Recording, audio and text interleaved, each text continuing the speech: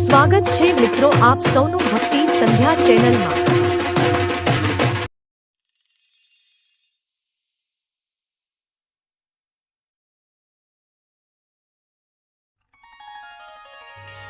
નમસ્કાર મિત્રો, હવે પહેલાં આપણે એ સમજીએ કે હનુમાનજી કોણ છે અને તેમની મહિમા શું છે અને આપણે કેવી રીતે હનુમાન ચાલીસાના પાઠથી હનુમાનજીને પ્રસન્ન કરી શકીએ। જુઓ, હનુમાનજી ભગવાન શિવના અંશ અવતાર છે અને શ્રીરામના અનન્ય ભક્ત છે। આપણે ઘણીવાર કહીએ છીએ કે ભક્તિમાં મોટી શક્તિ છે, પરંતુ સાચી ભક્તિ દ્વારા એક ભક્ત કેટલો શક્તિશાળી બની શકે તે જોવું હોય તો હનુમાનજીને જુઓ। હનુમાનજીની જેટલી શક્તિ, તાકાત અને ગુણ છે તે બધા જ ભક્તિના પ્રભાવથી પ્રગટ થયા છે। હનુમાનજીને શક્તિ અને જ્ઞાનના પ્રતીક તરીકે માનવામાં આવે છે। તેમની શક્તિ અપરિમિત છે। મનોજવમ મારુતુ તુલ્ય વેગમ જીતેન્દ્રિય બુદ્ધિમતા વરિષ્ઠમ વાતાજમનમ વાનરયુદ્ધ મુખ્યમ શ્રી રામદૂતમ શરણમ પ્રપદ્યે। અર્થાત હનુમાનજી સૌથી મોટા શક્તિના પ્રતીક છે અને જ્ઞાનમાં પણ સર્વોત્તમ છે।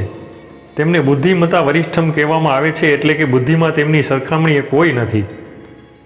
તેમની ઉપાસના કરવાથી તરત જ કષ્ટોનો નાશ થાય છે। 7 ચિરંજીવી પુરુષોમાંથી એક હનુમાનજી પણ છે। કહેવામાં આવે છે કે કલિયુગમાં હનુમાનજીની ઉપાસના બહુ જલ્દી ફળ આપે છે, તેથી હનુમાનજીને સંકટ મોચન પણ કહેવામાં આવે છે। જે આપણા તમામ સંકટો દૂર કરે છે તે માત્ર બજરંગબલી જ છે। હનુમાનજીની ઘણી સ્તુતિઓ છે, ઘણા પ્રકારની પ્રાર્થનાઓ લખાયેલી છે। આ સ્તુતિઓથી જીવનમાં વિવિધ સફળતાઓ મળે છે અને દુઃખોનો નાશ થાય છે। પણ મિત્રો, આપણે એ જાણવું જરૂરી છે કે કઈ સ્તુતિ ક્યારે અને કેવી રીતે વાંચવી। જો તમે હનુમાનજીના ભક્ત છો તો આ જાણવું ખાસ જરૂરી છે કે કઈ સ્તુતિથી કયો લાભ મળે છે। હનુમાનજીની પ્રથમ અને સર્વ પ્રખ્યાત સ્તુતિ છે હનુમાન ચાલીસા। જો આપણે હનુમાન ચાલીસાની વાત કરીએ તો હિન્દુ ધર્મમાં કદાચ જ કોઈ એવો માણસ હશે જે હનુમાન ચાલીસા ન વાંચતો હોય। ઘણા લોકો કહે છે, હું બહુ પૂજા નથી કરતો, પણ સવારે સાંજે હનુમાન ચાલીસા વાંચી લઉં છું। હનુમાન ચાલીસા આપણા આત્મામાં વસેલી છે। નાના બાળકો પણ હનુમાન ચાલીસા જાણે છે। મિત્રો, હવે આપણે જાણીએ કે હનુમાન ચાલીસા છે શું। હનુમાન ચાલીસા ગોસ્વામી તુલસીદાસજી દ્વારા રચાયેલી સ્તુતિ છે। તેમણે 40 પંક્તિઓમાં એવું લખ્યું છે કે જે કોઈ બીજો લખી જ ન શકે। હનુમાન ચાલીસાની આ 40 પંક્તિઓ 40 ચમત્કારી મંત્ર સમાન છે। અન્ય ચાલીસાઓ જેવા કે શિવ ચાલીસા, કૃષ્ણ ચાલીસા, દુર્ગા ચાલીસા પણ છે, પણ હનુમાન ચાલીસાની શક્તિની સરખામણી કોઈ કરી શકે તેમ નથી। જો તમે નિયમિત રીતે હનુમાન ચાલીસા વાંચો છો તો જીવનમાં સામાન્ય રીતે કોઈ મોટી મુશ્કેલી આવતી નથી। હનુમાન ચાલીસાથી બળ, બુદ્ધિ, વિદ્યા અને શક્તિ મળે છે।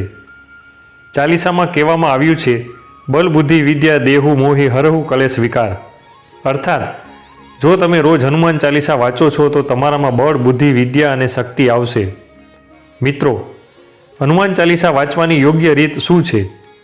સવારે અને સાંજે તમારા પૂજા સ્થળે કે જ્યાં તમે શાંતિથી બેસી શકો ત્યાં 1 વાર અથવા 3 વાર વાંચો। ઘણા લોકો કહે છે કે હું તો નાવા સમયે જ વાંચી લઉં છું, પણ એવું ન કરવું। તે હનુમાન ચાલીસાનું અપમાન છે। નિયમથી શાંતિથી બેઠા બેઠા વાંચવી જોઈએ। જો 24 કલાકમાં આપણે 24 મિનિટ પણ જો ભગવાન માટે આપી શકતા નથી તો ખાલી ભક્તિની વાત કરવી વ્યર્થ છે। તેથી સવારે અને સાંજે પ્રેમપૂર્વક બેઠા બેઠા વાંચો। પાઠ કરતાં પહેલાં ભગવાન શ્રીરામનું ધ્યાન કરો, જેમ કે આ સ્તુતિ પણ તમે બોલી શકો છો। નીલાંબુજ શ્યામલ કોમલાંગમ સીતા સમારોપિત વામભાગમ પાણદ મહાસરસ ચાપધારમ નમામિ રામમ રઘુવંશનાથમ। શ્રીરામનું ધ્યાન કર્યા પછી હનુમાન ચાલીસા વાંચો। પાઠ પૂરો થયા પછી મનમાં તમારી ઈચ્છાની પૂર્ણતા માટે પ્રાર્થના કરો। જો કોઈ વ્યક્તિ સવારે ને સાંજે હનુમાન ચાલીસા વાંચે છે તો સામાન્ય રીતે તેના જીવનમાં મુશ્કેલીઓ આવતી જ નથી। હનુમાનજીના આશીર્વાદથી તમામ સમસ્યાઓ દૂર રહે છે। મિત્રો, જો આ વિડીયો તમને પસંદ આવ્યો હોય તો એક લાઇક કરો, શેર કરો અને ચેનલને સબસ્ક્રાઈબ કરો।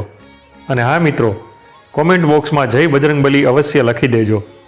તો મિત્રો, ફરીથી મળી એક નવા વિડીયો સાથે। ત્યાં સુધી અમને રજા આપશો। ધન્યવાદ। જય બજરંગબલી।